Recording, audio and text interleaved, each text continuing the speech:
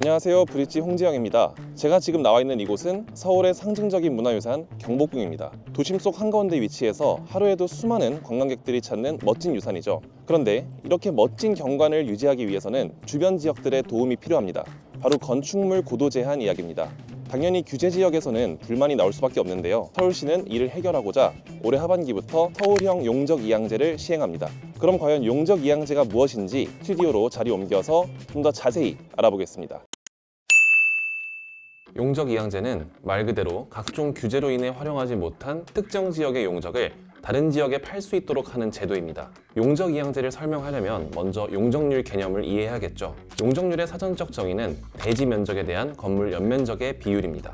즉, 건축물을 지었을 때 토지 이용도가 얼마나 되는지를 나타내는 지표인데요. 예를 들어서 대지 면적이 200제곱미터고 한 층당 연면적이 80제곱미터인 5층짜리 건물을 짓는다면 용적률은 200%가 되는 겁니다. 그래서 용적률은 개발 밀도나 건물 고도를 제한하는 기준으로 사용되기도 합니다. 용도 지역별 허용 용적률이 법적으로 정해져 있어요. 예를 들어서 중심 상업지역의 경우 용적률은 1500% 이하로 제한됩니다. 200제곱미터 대지 면적에 한 층당 연면적이 150제곱미터인 건물이 들어선다면 20층까지만 올릴 수 있습니다. 그런데 문화재 구역의 경우 문화재 경관을 해칠 수 있어서 안각규제라고 하는 높이 제한이 엄격하게 적용됩니다. 또 공항 주변 같은 경우도 항공기 운항 때문에 건축물이 일정 고도 이상으로 올라갈 수 없어요. 법정 용적률을 충분히 사용하지 못하는 경우가 생길 수 있는 겁니다.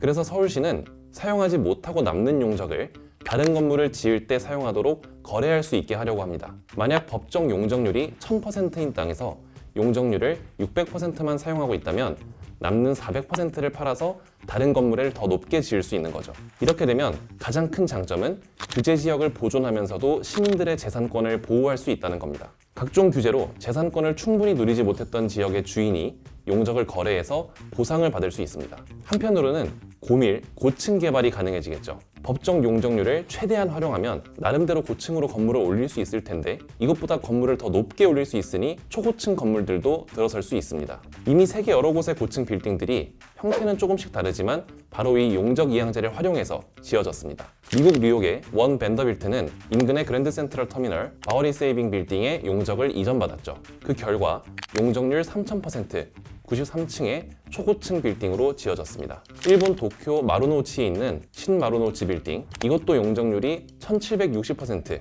38층에 달하는데요. 이걸 포함해서 6개 빌딩이 문화재로 지정된 도쿄 역사의 용적을 사들여서 고층으로 지어졌습니다. 그러면 어느 곳이든 남는 용적이 있다면 아무 곳으로나 옮길 수 있는 걸까요? 그건 아닙니다. 서울시는 양수할 수 있는 곳을 시에서 지정하겠다는 게 지금까지의 방침입니다. 장기적으로 규제 완화가 어려울 곳들을 대상지로 정할 계획인데요. 일각에서는 북촌 한옥마을, 김포공항 주변, 풍납토성 일대 등이 언급되고 있습니다. 양수 지역이 서로 그렇게 멀 수는 없을 것으로 보입니다. 이론적으로는 가능한데요. 양수 지역의 자치구가 서로 다를 때 이걸 조정하는 게 쉽지는 않을 거라고 해요. 또 여기저기서 용적을 사와서 일부 지역에만 고층 건물을 올리게 되면 지역 균형 발전의 관점에서도 지적이 나올 수 있겠죠. 예를 들어서 북촌 한옥마을의 용적을 이양받아서 서초구나 강남구의 고층 빌딩을 올리기는 어려울 수 있어 보입니다. 일단 하반기 시행을 앞두고 있지만 이런 모든 내용들을 정하고 또 추진하기에는 갈 길도 멀고 시간도 빠듯합니다. 일단 사업을 추진하려면 빠른 시일 내에 근거가 되는 조례가 먼저 제정돼야 하는데 국토교통부와도 논의를 해야 될 부분이죠. 또 연구를 통해서 용적 이전의 지리적 범위 같은 세부 내용들이 정해질 걸로 보입니다. 지역에 도움이 되는 방향으로 서울시가 고민하고 있다고 하네요. 네, 오늘은 서울시가 도입하려는 용적이양제가 어떤 개념이고 어떻게 적용될 수 있을지 알아봤습니다. 이 용적이양제를 이용한 대표 건물인 뉴욕의 원 밴더빌트를 지을 때는 용적을 이양한 그랜드 센트럴 터미널에 대한 존경을 담는 조건이 제시됐다고 합니다. 과연 서울에서는 어떻게 의미를 담고 지역과 조화되는 건축물이 탄생할 수 있을지 기대해 보겠습니다. 지금까지 브릿지였습니다. 감사합니다.